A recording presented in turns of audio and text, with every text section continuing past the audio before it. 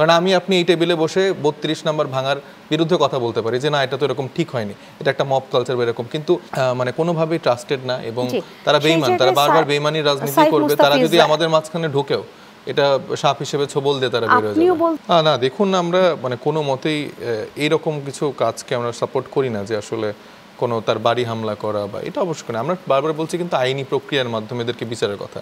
কর্মী তো করছে তা না, আপনি জনগণের মনের যে আক্ষেপ সেটা আপনি ঘুচাবেন কি দিয়ে? বিরোধী দলের জায়গাতেও থাকি, তারপরে যেন এমন পরিস্থিতি না চলে যায় যে যে দল সরকারে আছে তারা আমাদেরকে গুম খুন করে ফেলছে, মেরে ফেলছে। আমরা যেন এক টেবিলে বসে একে অপরের সাথে ওই মানে কথা বলতে পারি, আমাদের মানে মতের যে পার্থক্য সেটা এসে আলোচনাটা করতে পারি, সেই জায়গাটা আমার মনে হয় যে থাকা উচিত। সেই ক্ষেত্রে যে সহাবস্থানের কথা সেটা আমি মনে করি যে উনি হয়তো মিন করেছেন, আমিও সেটা মিন করতে চাই। আর ধরেন কোয়ালিশন বা এই জায়গাগুলো হতে পারে, কিন্তু এনসিপি বর্তমানে কারোর সাথে জোটবদ্ধ হওয়ার কোনো পরিকল্পনা তাদের নেই। এনসিপি ৩০০ আসনে নিজেরাই মানে একটা করতে চায়, ইলেকশনটা করতে চায় এবং আমাদের কিছু প্রস্তাবনা আছে। এখন আসলে পুরোপুরি ভোটের আলাপের দিকে চলে গেলে আসলে জিনিসটা ঠিক হবে না। আমরা যেখানে বলছি যে জুলাই সনদের আইনি ভিত্তি এবং আওয়ামী লীগের যে বিচারের রোডম্যাপ, এই বিষয়গুলো প্রক্রিয়াগুলো সম্পন্ন করে বা একটা চলমান প্রক্রিয়া রেখেই তারপর নির্বাচনের দিকে যেতে হবে। নির্বাচনের বিপক্ষে আমরা কেউই নই, তবে এগুলো যদি আসলে মানে যথাযথভাবে পূর্ণ না করা হয় তাহলে যে আমেরিকায় যেরকম ঘটনা ঘটলো বা আমরা আজকে দেখেছি যে ২৪৪ জনকে গ্রেফতার করা হয়েছে, তারা বিভিন্ন জায়গায় ঝটিকা মিছিল করার চেষ্টা করছে। এটা আমাদের রাজনৈতিক দলগুলোর দায় আছে অবশ্যই। বিভিন্ন রাজনৈতিক দল বিভিন্নভাবে দেখা যাচ্ছে যে তাদেরকে, আপনি যেটা বললেন তাদের একটা ভোট ব্যাংক হয়তো আছে, সে জায়গাতে তারা মনে করছে যে এদেরকে একটু জায়গা দেওয়া উচিত, তো সে জায়গাতে তারা আবার সাহস পাচ্ছে, কিন্তু তারা আসলে মানে কোনোভাবেই ট্রাস্টেড না এবং তারা বেইমান, তারা বারবার বেইমানির রাজনীতি করবে। তারা যদি আমাদের মাঝখানে ঢোকেও এটা সাপ হিসেবে ছবল দিয়ে তারা বের হয়ে যাবে। আপনিও বলছিলেন এবং শহীদুল ইসলাম বাবুলও বলছিলেন যে আজ আওয়ামী লীগের এত দৈন্যদশা যে একটা ডিম ছোড়ার জন্য তাকে অনেক বেশি মানে এক ধরনের উইশ করা হয় যে না সে পেরেছে বা তাকে একটা স্বীকৃতি দেয়া হয়।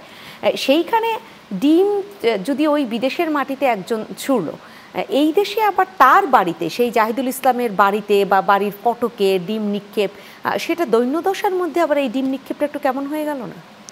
না দেখুন, আমরা মানে কোনো মতেই এইরকম কিছু কাজকে আমরা সাপোর্ট করি না যে আসলে কোনো তার বাড়ি হামলা করা বা এটা অবশ্যই না। আমরা বারবার বলছি কিন্তু আইনি প্রক্রিয়ার মাধ্যমে এদেরকে বিচারের কথা।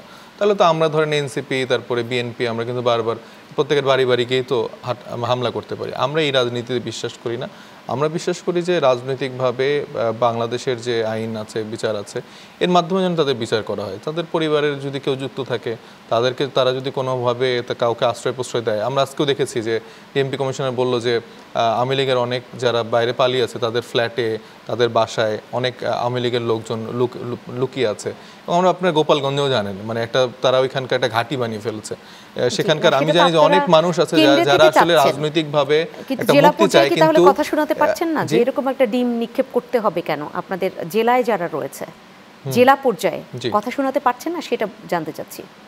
না এটা তো রাজনৈতিক কর্মী তো করছে তা না, আপনি জনগণের মনের যে আক্ষেপ সেটা আপনি ঘুচাবেন কি দিয়ে? হয়তোবা আপনার পরিবারের কেউ মারা যায়নি, হয়তোবা আপনার পরিবারের কেউ গুম হয়নি, খুন হয়নি, হয়তোবা তাদের পরিবারের কেউ হয়েছে, সেই আক্ষেপটা আপনি কোনো লজিক দিয়ে যুক্তি দিয়ে কি বোঝাতে পারবেন?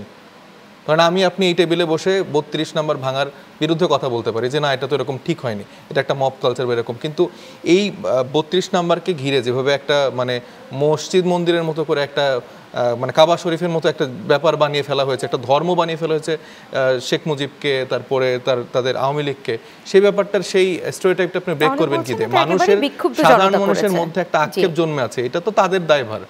এই জায়গাগুলো তো আমরা চেষ্টা করছি, আমরা রাজনৈতিক জায়গা থেকে যারা আছি আমরা তো আমাদের নেতা কর্মীদেরকে সেভাবেই আমরা বলি, আমরা কোনো রকম হানাহানি মারামারি এদিকে কখনোই আমরা কাউকে উৎসাহিত করি না। কিন্তু ১৭ বছর ধরে বা তারও আগের যেসব ঘটনা দ্বারা ঘটিয়ে গেছে, এই আক্ষেপগুলো, এই ক্ষতগুলো তো মানুষের মনে আছে, সেগুলোর প্রতিফলন বা প্রভাব তো কিছু ক্ষেত্রে তাদের বহন করতেই হবে।